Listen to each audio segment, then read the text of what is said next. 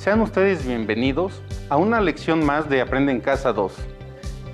Esta es la sesión de matemáticas y yo soy el profesor Marcial Rivera. Con la explicitación de los criterios de congruencia y semejanza de triángulos a partir de construcciones con información determinada, podrán poner manos a la obra en el uso de estas herramientas y resolverán problemas de congruencia y semejanza. Tengan listos sus materiales de trabajo.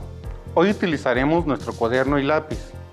Elaboren su propio resumen anotando los datos importantes o nuevos que vayan identificando durante la sesión. Registren las dudas e inquietudes o dificultades que surjan al resolver los planteamientos en esta sesión. Estas las pueden resolver al revisar tu libro de texto o al reflexionar en torno a los problemas que se discutirán.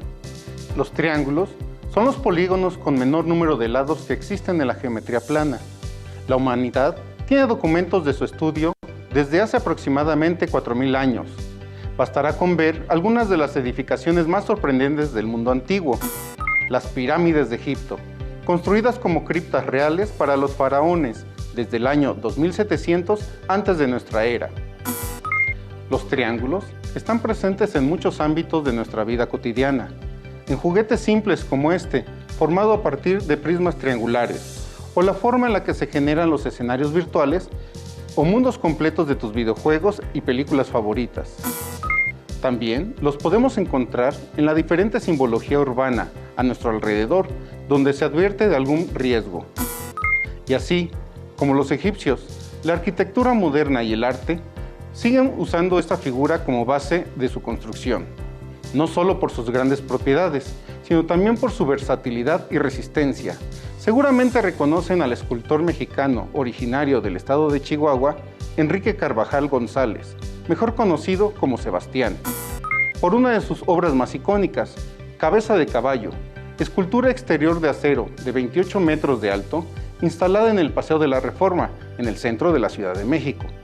Podrá notar que los triángulos forman la mayor parte de la estructura, o como la torre insignia, situada en la colonia Tlatelolco, también en la Ciudad de México, inaugurada en 1962.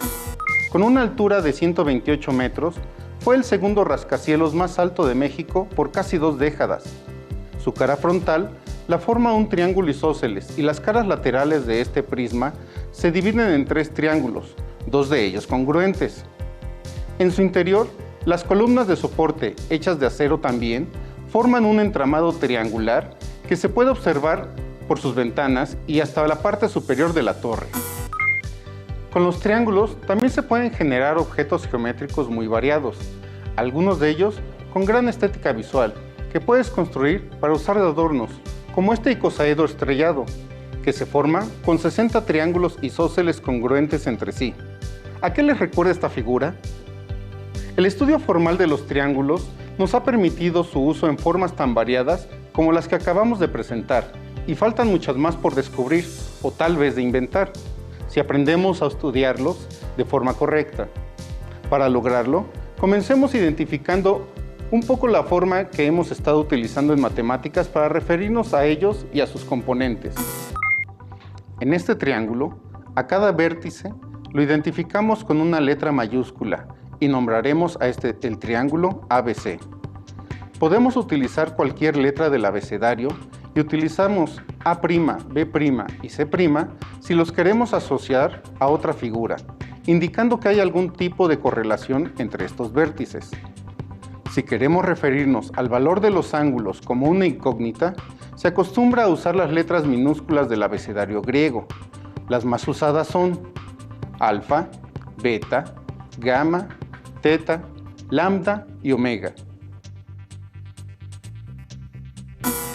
Es muy importante, en el lenguaje de las matemáticas, como en cualquier otro lenguaje, saber expresarnos correctamente y así las personas y nosotros mismos tendremos una mejor comprensión de lo que queremos y estudiamos.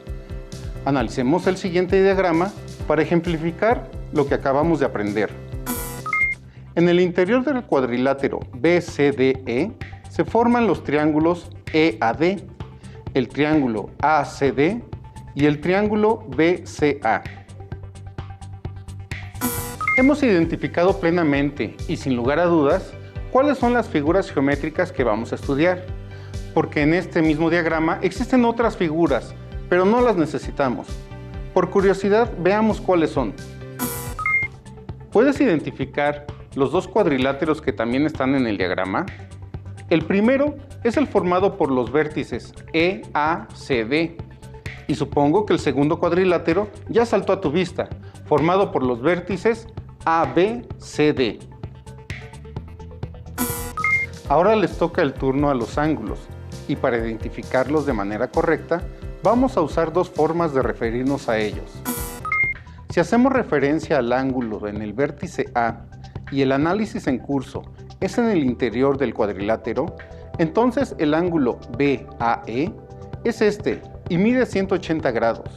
Al referirnos a este ángulo BAE, debemos tener cuidado de ubicar en el medio la letra del vértice donde se encuentra el ángulo. En este caso, el vértice A. Identifiquemos otros ángulos de esta forma. Ese es el ángulo DAE, este es el ángulo DAC y este es el ángulo BAC. Los tres ángulos tienen en común el vértice A, y en los tres está la letra A escrita en medio de las tres letras. También denotemos el valor de un ángulo por las letras griegas que acabamos de ver, y las utilizaremos de la siguiente manera. El valor del ángulo ADC es igual a beta, y el valor de alfa es de 40 grados. Noten que alfa y beta representan los valores de la medida del ángulo, no su posición en el diagrama.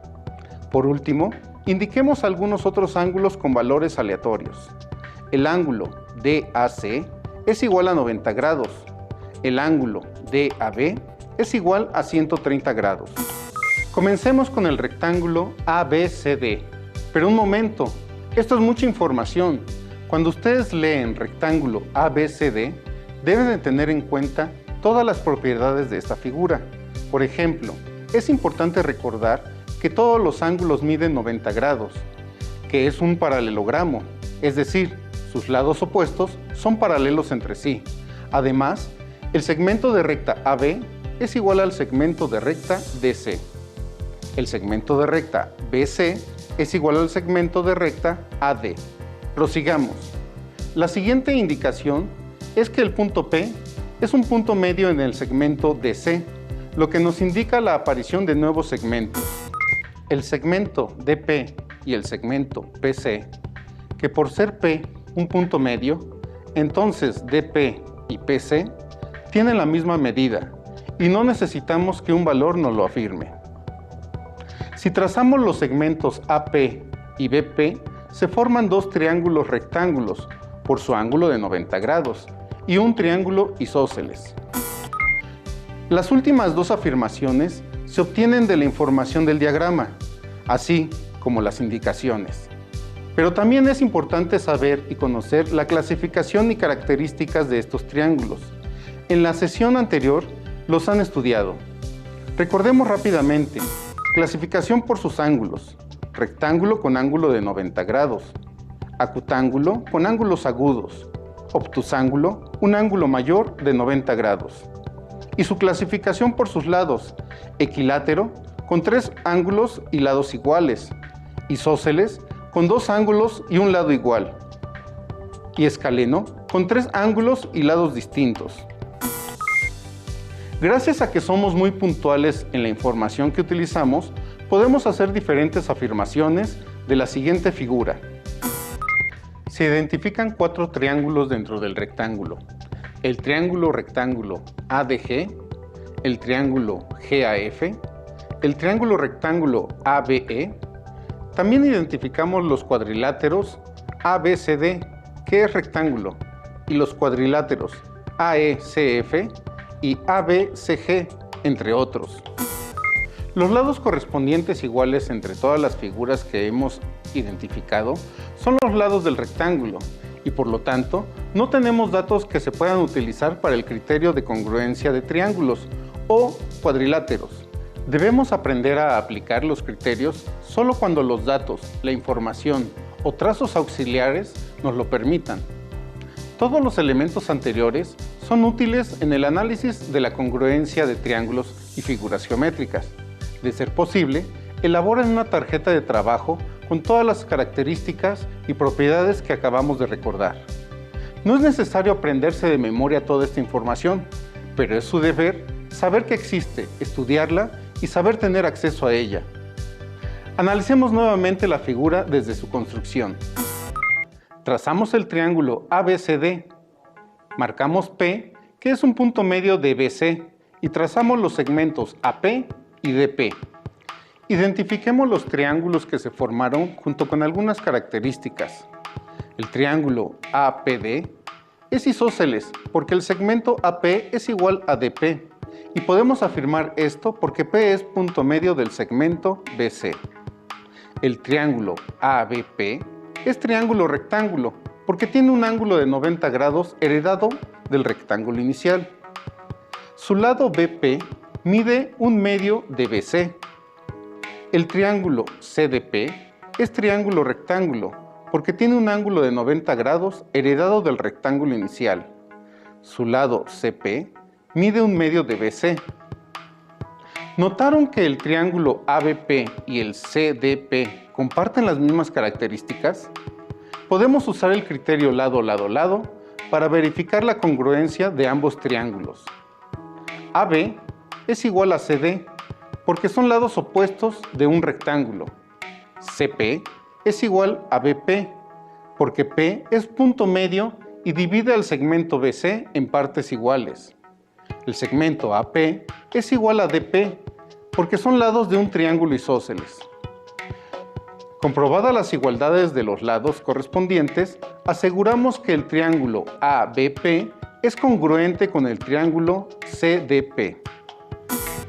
La congruencia de estos mismos triángulos los podemos verificar a partir del criterio de congruencia lado-ángulo-lado, llegando a la misma conclusión. El criterio lado-ángulo-lado nos asegura que dos triángulos son congruentes si tienen dos lados correspondientes iguales y el ángulo comprendido entre ellos es igual. Primero encontremos los lados correspondientes iguales con la información que tenemos. El segmento AB es igual al segmento DC, porque la figura ABCD es un rectángulo. El segmento CP es igual al segmento BP, porque P es punto medio del segmento DC. Y el ángulo comprendido entre estos dos lados es igual a 90 grados, en ambos casos. El ángulo PBA es igual al ángulo DCP, igual a 90 grados. Ya tenemos todos los componentes del criterio lado-ángulo-lado para poder afirmar que el triángulo ABP es congruente con el triángulo CDP. ¿Saben por qué escogimos esta figura para su análisis? Resulta que es semejante a una de las caras del prisma triangular de la torre insignia. ¿El arquitecto pensaba en esta congruencia cuando realizó el diseño del edificio? Para hablar de semejanza, como el diagrama anterior y el edificio, recordemos cuáles son las características de las figuras semejantes y cómo se construyen. De forma puntual, la semejanza de figuras geométricas reside en conservar los ángulos y proporciones entre sus lados, lo que nos asegura que las figuras son iguales, pero de diferente tamaño. Analicemos la construcción. En realidad, la mayor parte de las veces que se utilizan estos conocimientos es en el área de la construcción, la ingeniería, la arquitectura, el arte, la informática, etc. Imaginemos la siguiente situación. En este diagrama se muestra una casa, un edificio y el patio que lo separa, que es propiedad de la casa. Se van a instalar un calentador de agua solar, pero como la casa tiene un techo de 2 aguas, se debe montar en otra estructura. El dueño de la casa exige que la estructura para instalar el calentador sea de la menor altura posible. Para lograrlo, el técnico de instalaciones dibuja un diagrama de cómo inciden los rayos del sol en la mañana. Y mientras avanza el día, este sería el punto más bajo que la sombra podría interferir con el calentador. Para el atardecer, la sombra del edificio se proyecta de esta forma, creando la sombra que a criterio del instalador ayudará a resolver la petición del dueño. También tenemos 3 datos más La casa mide 6 metros de altura, el edificio mide 14 metros de altura y el patio tiene una longitud de 10 metros. Si encontramos a qué altura se encuentra el punto donde se intersectan las sombras, podemos cumplir con las exigencias del dueño y asegurarnos que el calentador de agua tendrá la mayor cantidad de exposición al sol con la menor altura posible. Traslademos el diagrama a nuestro pizarrón de trabajo y ocupando los datos anteriores, podemos hacer el análisis geométrico y numérico de la situación. Comencemos la construcción. Nombremos a la distancia entre las estructuras el segmento AB y mide 10 metros. Los 6 metros de altura de la casa se representan con el segmento AC, que es perpendicular al segmento AB. Con el segmento BD se representa el edificio con 14 metros de altura, y este es perpendicular al segmento AB. La perpendicularidad de los segmentos nos asegura que el ángulo alfa y el ángulo beta son de 90 grados. Representemos la sombra de las estructuras con los segmentos AD y BC. Señalemos ahora la altura del punto de intersección de las sombras y así saber la altura de la estructura para el calentador. A ese segmento perpendicular al segmento AB le nombraremos EF. A la medida del segmento AF, como la desconocemos, la nombraremos X. Y la medida del segmento FB la describimos como 10, que es el largo total, menos el valor del segmento X. Comencemos analizando el triángulo ABC y el FBE. Ambos comparten el ángulo ABC y los ángulos BAC y BFE miden 90 grados. Con dos ángulos correspondientes iguales, el tercero también lo es, y podemos asegurar que el triángulo ABC es semejante al triángulo EFB. El segmento EF es proporcional al segmento AC, que mide 6 metros, y lo escribimos como EF sobre 6, que por la semejanza de triángulos debe ser igual al segmento FB, que su medida es X menos 10, entre el segmento AB correspondiente, que mide 10 metros. Podemos escribir el lado derecho de la igualdad de una forma conveniente, separando la resta, quedando 10 décimos menos X décimos. Ahora hagamos el análisis del triángulo ABD y su semejanza con el triángulo EAF. Veamos que comparten el ángulo BAD y el ángulo DBA y el ángulo EFA son de 90 grados. Podemos asegurar que el triángulo ABD es semejante al triángulo EAF.